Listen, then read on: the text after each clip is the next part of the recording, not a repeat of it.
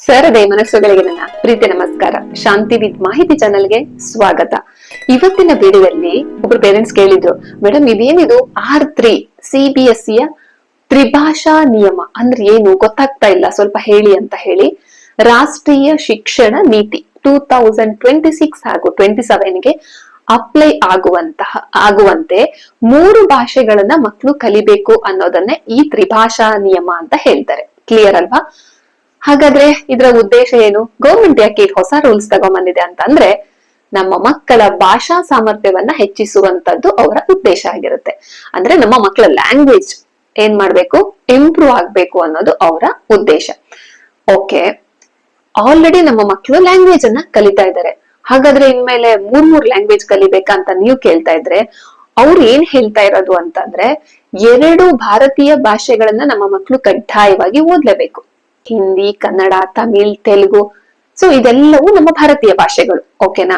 ಅದ್ರಲ್ಲಿ 2ನ್ನ ಅವರು ಕಡ್ಡಾಯವಾಗಿ ತಗೋಬೇಕು. ಇನ್ನೊಂದು ಭಾಷೆನ ಬೇಕಾದ್ರೆ ಅವರು ವಿದೇಶಿ ಭಾಷೆಯನ್ನು ಕೂಡ ಅವರು ಕಲಿಬಹುದು. ಫ್ರೆಂಚ್, ಜರ್ಮನಿ, ಎಷ್ಟೊಂದು ಭಾಷೆಗಳಿದೆಯಲ್ಲ ಅದನ್ನ ಅವರು ತಗೋಬಹುದು ಅನ್ನೋದು ಈಗ ಗೊತ್ತಾಯ್ತು. ಹಾಗಾದ್ರೆ ಈ ವರ್ಷ CBSE ಮಕ್ಕಳು ತಗೊಂಡ್ರೆ 10th ಅಲ್ಲಿ 5 ಸಬ್ಜೆಕ್ಟ್ ಅನ್ನ ಅವ್ರು ಎಕ್ಸಾಮ್ ಬರೀತಾರೆ ಅಲ್ವಾ? ಯಾವುದು? Maths, science, English, Hindi or Kannada ಅವ್ರಿಷ್ಟದ್ದು, ಅವ್ರ ಆಪ್ಷನಲ್ ಅವ್ರದ್ದಾಗಿರುತ್ತೆ. ಮತ್ತೆ ಸೋಷಿಯಲ್ ಬರಿತಾ ಇದ್ರು. ಅದೇ ನಮ್ಮ ಸ್ಟೇಟ್ ಮಕ್ಳು ಏನ್ ಬರೀತಾರೆ, 3 ಲ್ಯಾಂಗ್ವೇಜ್ ಅನ್ನ ಆಲ್ರೆಡಿ ಅವ್ರು ಬರಿತಾ ಇದ್ದಾರೆ. ಕನ್ನಡ ಬರೀತಾರೆ, ಇಂಗ್ಲಿಷ್ ಬರೀತಾರೆ, ಹಿಂದಿ ಬರೀತಾರೆ, social, maths and science 6 subject ಬರಿತಾ ಇದ್ರು. ಸೊ ಹಾಗಾಗಿ ಸೆಂಟ್ರಲ್ ಗವರ್ಮೆಂಟ್ ನವರು ಈ CBSE ಮಕ್ಕಳು ಕೂಡ 3 ಭಾಷೆ ಲ್ಯಾಂಗ್ವೇಜ್ ಇದ್ದು 3 ಭಾಷೆ ಸಬ್ಜೆಕ್ಟ್ ಅನ್ನ ತಗೋಬೇಕು ಅನ್ನೋದು ಅವರ ಒಂದು ಏನಾಗಿರುತ್ತೆ, ನಿಯಮ ಆಗಿರುತ್ತೆ. ಹಾಗಾದ್ರೆ ಈ ವರ್ಷನೇ ಸ್ಟಾರ್ಟ್ ಆಗತ್ತಾ? ನಮ್ಮ 10th ಮಕ್ಳಿಗೆ ಈ ವರ್ಷನೇ ಅವ್ರು ಬರಿಬೇಕಾ ಅಂತ ಹೇಳಿದ್ರೆ ಇಲ್ಲ, ಅವ್ರು ಈಗ್ಲೇ ರೂಲ್ಸ್ ಅನ್ನ ತಂದಿಲ್ಲ. ಅವ್ರು ಹೇಳ್ತಿರೋದು 2030 ಇಂದ ಸ್ಟಾರ್ಟ್ ಆಗತ್ತೆ ಅಂತ. ಅಂದ್ರೆ ನಮ್ಮ ಮಕ್ಕಳು ಇವಾಗ ಯಾರೆಲ್ಲ ನಿಮ್ಮ ಮಕ್ಳು ಯಾರಾದ್ರೂ 6th ಸ್ಟ್ಯಾಂಡರ್ಡ್ ಅಲ್ಲಿ ಇದ್ರೆ ಅವರು ಕಡ್ಡಾಯವಾಗಿ 3 ಭಾಷೆಯನ್ನ 3 ಲ್ಯಾಂಗ್ವೇಜ್ ಅನ್ನ ಅವರು 10th ಬೋರ್ಡ್ ಎಕ್ಸಾಮ್ಗೆ ಬರಿಲೇಬೇಕು. ಹಾಗಾದ್ರೆ ಈ ವರ್ಷ 6ರಿಂದ ಶುರುವಾಗುತ್ತೆ. 6ನೇ ಕ್ಲಾಸಿಂದ ಇದು ತ್ರಿಭಾಷಾ ನಿಯಮ ಸ್ಟಾರ್ಟ್ ಆಗತ್ತ, ಆಯ್ತಾ? ಈಗ್ಲೇ ಇಲ್ಲ. ಈಗ 10th ಮಕ್ಳು ಏನ್ ಮಾಡ್ತಾರೆ, ಬರೀತಾರೆ. ಆದ್ರೆ ಆ ಬೋರ್ಡ್ ಎಕ್ಸಾಮಿಗೆ ಆ ಒಂದು ಭಾಷೆ ಇರೋದಿಲ್ಲ. ಅವ್ರು ಇಂಗ್ಲಿಷ್ ಅನ್ನ ಬರೀತಾರೆ, ಹಿಂದಿ ಅವ್ರ ಕನ್ನಡ ಬರೀತಾರೆ. ಆದ್ರೆ ಇನ್ನೊಂದು ಭಾಷೆ ಇದೆಯಲ್ಲ, 3 ಭಾಷೆ ಕಡ್ಡಾಯವಂತ ಹೇಳಿದಾರಲ್ಲ, ಅದು ಇವರಿಗೆ ಅಪ್ಲೈ ಆಗೋದಿಲ್ಲ. ಕ್ಲಿಯರ್ ಅಲ್ವಾ? ಇವ್ರಿಗೆ ಅಪ್ಲೈ ಆಗೋದಿಲ್ಲ ಅಂದ್ರೆ ಎಕ್ಸಾಮ್ ಬರೀತಾರೆ, ಇವ್ರಿಗೆ ಅಪ್ಲೈ ಆಗಲ್ಲ ಅಂದ್ರೆ ಏನು ಮೇಡಮ್ ಅಂದ್ರೆ ಬೋರ್ಡ್ ಎಕ್ಸಾಮಿಗೆ ಅದು ಸೇರೋದಿಲ್ಲ. ಅಂದ್ರೆ ಶಾಲಾ ಹಂತದಲ್ಲೇ ಎಕ್ಸಾಮ್ ಮಾಡ್ತಾರೆ, ಸ್ಕೂಲ್ ಟೀಚರ್ಗಳೇ ಅದನ್ನ ತಿದ್ದುತ್ತಾರೆ. ಓಕೆ, ಸೊ ಹಾಗಾಗಿ ಈ ವರ್ಷ ಕೂಡ ಅವ್ರು 5 ಸಬ್ಜೆಕ್ಟ್ ಅನ್ನ ಬರೀತಾರೆ. ಯಾಕೆ ಅಂತಂದ್ರೆ ಹೊಸ ಭಾಷೆಗಳನ್ನ ಅವ್ರು ಹೊಸದಾಗಿ ಕಲ್ತು ಮಾಡೋದು ಅವರಿಗೆ ಏನಂದ್ರೆ ಮ್ಯಾಥ್ಸ್, ಸೈನ್ಸ್ ಎಲ್ಲ ಓದ್ಕೊಳಕಿರುತ್ತೆ, ಇದು ಡಿಫಿಕಲ್ಟ್ ಆಗತ್ತೆ ಅನ್ನೋದು ಇದರ ಉದ್ದೇಶ. ಹಾಗಾದ್ರೆ ನಮ್ಮ ಕನ್ನಡ ಮಕ್ಕಳಿಗೆ ಈ ಒಂದು ತ್ರಿಭಾಷಾ ನೀತಿ ಅಪ್ಲೈ ಆಗೋದಿಲ್ಲ. ಯಾಕೆ ಅಂತ ಕೇಳಿ. ನಮ್ಮ CBSE ಮಕ್ಕಳು ಕರ್ನಾಟಕದಲ್ಲಿ ಯಾರೆಲ್ಲ ಓದ್ತಿದಾರೋ ಅವ್ರಿಗೆ ಇದು ಅಪ್ಲೈ ಆಗೋದಿಲ್ಲ. ಯಾಕೆ ಅಂತ ಹೇಳಿದ್ರೆ NCERT ತಂದಿದೆ ಅಲ್ವಾ ಈಗ ಹೊಸ ಬುಕ್ ಕನ್ನಡ, ಅದು ನಮಗ್ ಬೇಕಾಗಿಲ್ಲ.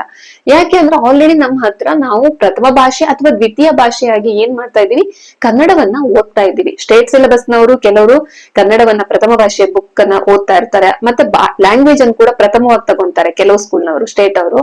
ಇನ್ನು CBSE ಅಲ್ಲಿ ಫಸ್ಟ್ ಲ್ಯಾಂಗ್ವೇಜ್ ತಗೊಂತಾರೆ, ಸೆಕೆಂಡ್ ಲ್ಯಾಂಗ್ವೇಜ್ ತಗೊಂತಾರೆ ಕನ್ನಡವನ್ನ. ಅಂದ್ರೆ ಬುಕ್ ಹೇಳ್ತಿರೋ ಸಿರಿಗನ್ನಡ, ತಿಳಿಗನ್ನಡ ಅಂತ ಇರುತ್ತೆ. ಸೊ ಫಸ್ಟ್ ಲ್ಯಾಂಗ್ವೇಜ್ ಇಂಗ್ಲಿಷ್ ಓದ್ತಾರೆ, ಸೆಕೆಂಡ್ ಲ್ಯಾಂಗ್ವೇಜ್ ಕನ್ನಡ ಓದ್ತಾರೆ.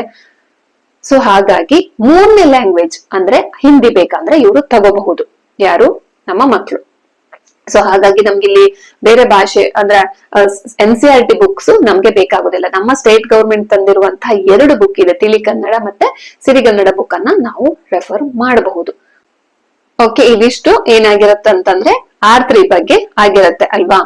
ಆದ್ರೆ ಒಂದು ಬೇಸರ ಸಂಗತಿ ಏನು ಅಂತಂದ್ರೆ ನಮ್ಮ ಶಾಲೆಯಲ್ಲಿ ಕನ್ನಡ CBSE ಶಾಲೆಯಲ್ಲಿ ಕೆಲವು ಶಾಲೆಯಲ್ಲಿ ಇನ್ನು ಟೆಕ್ಸ್ಟ್ ಬುಕ್ ಬಂದಿಲ್ಲ ಅಂತ ಟೆಕ್ಸ್ಟ್ ಬುಕ್ ಕೊಡ್ತಾ ಇಲ್ಲ ಕನ್ನಡವನ್ನ. ಯಾಕೆ ನೆಗ್ಲೆಕ್ಟ್ ಮಾಡ್ತಿದಾರೋ ಗೊತ್ತಿಲ್ಲ. ಪೇರೆಂಟ್ಸ್ ಗಳು ಕೂಡ ಅದ್ರ ಬಗ್ಗೆ ಅಷ್ಟೊಂದು ವರಿ ಮಾಡ್ಕೊಂತಿಲ್ಲ. ದಯವಿಟ್ಟು ಇನ್ನು ಯಾವ ಸ್ಕೂಲಲ್ಲಿ CBSE ಸ್ಕೂಲಲ್ಲಿ ತಿಳಿಗನ್ನಡ ಅಥವಾ ಸಿರಿಗನ್ನಡ ಬುಕ್ಸ್ ಬಂದಿಲ್ವೋ ತಾವು ದಯವಿಟ್ಟು ಸಂಬಂಧಪಟ್ಟವರನ್ನ ಸಂಪರ್ಕಿಸಿ ಮಕ್ಕಳಿಗೆ ಪುಸ್ತಕವನ್ನ ಕೊಡಿಸಿ. ಕನ್ನಡದವರಾಗಿ ನಾವೇ ಕನ್ನಡವನ್ನ ಇಷ್ಟು ನೆಗ್ಲೆಕ್ಟ್ ಮಾಡಿದ್ರೆ ತುಂಬಾ ಕಷ್ಟ ಆಗುತ್ತೆ. ಕನ್ನಡ ಏನಾಗುತ್ತೆ ಅಂದ್ರೆ ಮೂಲೆ ಗುಂಪಾಗ್ಬಿಡುತ್ತೆ. ದಯವಿಟ್ಟು ಪೇರೆಂಟ್ಸ್ ಗಳು ಶಾಲೆಯಲ್ಲಿ ಕನ್ನಡ ಪುಸ್ತಕವನ್ನ ಕೇಳಿ ಬಂದಿಲ್ಲ, ಎಲ್ಲಾ ಬುಕ್ಗಳು ಬರುವಷ್ಟು ಟೈಮ್ ಇದೆ, ಕನ್ನಡ ಪುಸ್ತಕ ಯಾಕೆ ಬರ್ತಿಲ್ಲ? ಅದು ಕರ್ನಾಟಕದಲ್ಲೇ ಇರುತ್ತೆ ಸ್ಟಾಕು, ಬಟ್ ಸ್ಕೂಲ್ ನಾವು ತರ್ಸ್ಕೊಳ್ಳೋದ್ರಲ್ಲಿ ಏನು ಡಿಲೇ ಆಗ್ತಿರ್ಬಹುದು, ಇಲ್ಲ ಸಮಸ್ಯೆಗಳು ಇರಬಹುದು. ಆದ್ರೆ ನೀವು ದಯವಿಟ್ಟು ಅದನ್ನ ಕೇಳಿ ಪಡ್ಕೊಳ್ಳಿ ಅನ್ನೋದು ನನ್ನ ಒಂದು ರಿಕ್ವೆಸ್ಟ್, ಆಯ್ತಾ? ಸಾಧ್ಯವಾದಷ್ಟು ಕನ್ನಡ ಟೀಚರ್ಗಳು ಕನ್ನಡವನ್ನ ಕನ್ನಡದಲ್ಲೇ ಮಾಡಿ, ಕನ್ನಡದಲ್ಲೇ ಎಕ್ಸ್ಪ್ಲೇನ್ ಮಾಡಿ. ಯಾರೋ ಬೇರೆ ಸ್ಟೇಟ್ ಮಕ್ಳು ಇರ್ತಾರೆ, ಅವ್ರಿಗೆ ಅರ್ಥ ಆಗೋದಿಲ್ಲ ಅಂದ್ಬಿಟ್ಟು ಹೆಚ್ಚಿನ ಜನ ಕನ್ನಡ ಶಿಕ್ಷಕರು ಏನ್ ಮಾಡ್ತಿದ್ದಾರೆ, ಕನ್ನಡವನ್ನ ಇಂಗ್ಲಿಷ್ ನಲ್ಲಿ ಟೀಚ್ ಮಾಡ್ತಾರೆ. ಕೆಲವು ಸ್ಕೂಲಲ್ಲಿ ಇಂಗ್ಲಿಷ್ ಅಲ್ಲೂ ಕೂಡ ನೋಟ್ಸ್ ಬರೀತಾರಂತೆ. ಈ ತರದ್ದೆಲ್ಲ ಸಮಸ್ಯೆಗಳು ಬರ್ತಾನೆ ಇದೆ. ಸೊ ಹೀಗಾದ್ರೆ ಕನ್ನಡವನ್ನ ಕಲಿಯೋದಕ್ಕಾಗೋದಿಲ್ಲ. ಕನ್ನಡ ಏನಾಗುತ್ತೆ, ಕೊನೆ ಆಗುತ್ತೆ ಕನ್ನಡದ್ದು. ಸೊ ನಾವು ಕನ್ನಡದವರಾಗಿ ಕನ್ನಡವನ್ನ ಉಳಿಸ್ಲೇಬೇಕು, ಬೆಳೆಸ್ಲೇಬೇಕು. ಸೊ ಹಾಗಾಗಿ ತಾವು ದಯವಿಟ್ಟು ಪುಸ್ತಕ ಬಂದಿಲ್ಲ ಅಂದ್ರೆ ಪುಸ್ತಕವನ್ನ ನಿಮ್ಮ ಸ್ಕೂಲಿಂದ ತರಿಸ್ಕೊಳ್ಳಿ. ಓಕೆ, ಮಕ್ಳಿಗೆ ಆದಷ್ಟು ಕನ್ನಡವನ್ನ ಕಲಿಸಿ. ಓಕೆ, ನಾವೇ ಮತ್ತೆ ಕೆಲವು ಟೀಚರ್ಗಳು ಸ್ಟೇಟ್ ಗೌರ್ಮೆಂಟ್ ಇರುವಂತಹ ಬುಕ್ ಸ್ವಲ್ಪ ಡಿಫಿಕಲ್ಟ್ ಇರುತ್ತೆ, ನಮ್ಗೆ ಟಫ್ ಆಗುತ್ತೆ, ಹಳೆಗನ್ನಡ ಇದೆ ಅಂತೆಲ್ಲ ಹೋಗಿ ಸ್ಕೂಲಲ್ಲಿ ಹೇಳ್ದಾಗ ಏನಾಗುತ್ತೆ ಅಂದ್ರೆ ಅವ್ರು NCERT ಬುಕ್ಸ್ ತರಿಸ್ಕೊಡ್ತಾರೆ. NCERT ಬುಕ್ಸ್ ನಾವ್ ಯಾಕೆ ಓದ್ಬೇಕು ಹೇಳಿ? NCERT ಬುಕ್ ಬೇರೆ ಬುಕ್ ಎಲ್ಲ ಓದ್ತಿದೀವಿ. ಸೊ ಕನ್ನಡ ಬುಕ್ ಬೇಕು ಕೂಡ ನಮಗ್ ಬೇಡ, ನಮ್ಮ ಸ್ಟೇಟ್ ಗೌರ್ಮೆಂಟ್ ತಂದಿರುವಂತಹ ಕನ್ನಡ ಬುಕ್ ನಮ್ಗೆ ಸಾಕಾಗುತ್ತೆ. ಸೊ ಹಾಗಾಗಿ R3 ಯ ಒಂದು ಅಪ್ಲೈ ನಮಗ್ ಆಗೋದಿಲ್ಲ. ಸೊ ಹಾಗಾಗಿ ಅದ್ರ ಬಗ್ಗೆ ಯಾರು ನಾವು ಕರ್ನಾಟಕದವರು ತುಂಬಾ ಅದನ್ನ ವರಿ ಮಾಡ್ಕೊಳ್ಳೋಂಥದ್ದು ಬೇಕಾಗಿಲ್ಲ. ಆದಷ್ಟು ಕನ್ನಡವನ್ನ ಉಳಿಸಿ ಬೆಳೆಸುವ ಪ್ರಯತ್ನವನ್ನ ಮಾಡೋಣ ಅನ್ನೋದು ಮಾತ್ರ ನನ್ನ ಉದ್ದೇಶವಾಗಿರುತ್ತೆ ವಿಡಿಯೋದಲ್ಲಿ. ಸೊ ಇನ್ನು ಪೇರೆಂಟ್ಸ್ ಯಾರು ನೋಡ್ತಾ ಇದಾರೆ, ನಿಮ್ ಮಕ್ಳಿಗೆ ಇನ್ನು ಕನ್ನಡ ಪುಸ್ತಕ ಬಂದಿಲ್ಲ, ಕನ್ನಡ ಟೀಚರ್ನ ಕನ್ನಡವನ್ನ ಇಂಗ್ಲಿಷ್ ಅಲ್ಲೆಲ್ಲ ಪಾಠ ಮಾಡ್ತಾರೆ ಅಂದ್ರೆ ದಯವಿಟ್ಟು ಸ್ವಲ್ಪ ಎಚ್ಚರವಾಗಿರಿ. ಕನ್ನಡವನ್ನ ಕನ್ನಡದಲ್ಲೇ ಮಾಡ್ಬೇಕು. ಯಾಕೆ ಇಂಗ್ಲಿಷ್ ಅನ್ನ ಕನ್ನಡದಲ್ಲಿ ಮಾಡಿದ್ರೆ ಮಕ್ಳಿಗೆ ಅರ್ಥ ಆಗತ್ತಾ? ಅದು ಇಂಗ್ಲಿಷ್ ಕಲಿಯೋದಕ್ಕಾಗತ್ತಾ? ಸೊ ಅದೇ ತರ ಕನ್ನಡ ಕೂಡ, ಯಾವುದೇ ಲ್ಯಾಂಗ್ವೇಜ್ ಕೂಡ ಆಯಾ ಭಾಷೆಯಲ್ಲೇ ಕಲಿಬೇಕು. ನಾವೀಗ ತಮಿಳ್ ಹೇಳ್ಕೊಡ್ತೀವಿ, ತೆಲುಗು ಹೇಳ್ಕೊಡ್ತೀವಿ ಅಂದ್ಬಿಟ್ಟು ಇಂಗ್ಲಿಷ್ ಅಲ್ಲಿ ಹೇಳ್ತಿದ್ರೆ ಆ ಭಾಷೆ ಅರ್ಥ ಆಗೋದಿಲ್ಲ. ಸೊ ಹಾಗಾಗಿ ಆಯ್ತಾ, ಇದಿಷ್ಟು ಇಂದಿನ ವಿಷಯವಾಗಿರುತ್ತೆ. ಹಾಗೆ ಇದ್ರಲ್ಲಿ ನಿಮ್ಗೆ ಏನಾದ್ರು ಡೌಟ್ಸ್ ಇದ್ರೆ ಖಂಡಿತ ಕಮೆಂಟ್ ಮಾಡಿ, ಮತ್ತೆ ಮುಂದಿನ ವಿಡಿಯೋದಲ್ಲಿ ತಿಳಿಸ್ಕೊಡ್ತೀನಿ ಅಂತ ಹೇಳ್ತಾ ನಿಮ್ಮ ಪ್ರೀತಿಗೆ ನಾನು ತುಂಬಾ ಚಿರಋಣಿ. Thank you so much.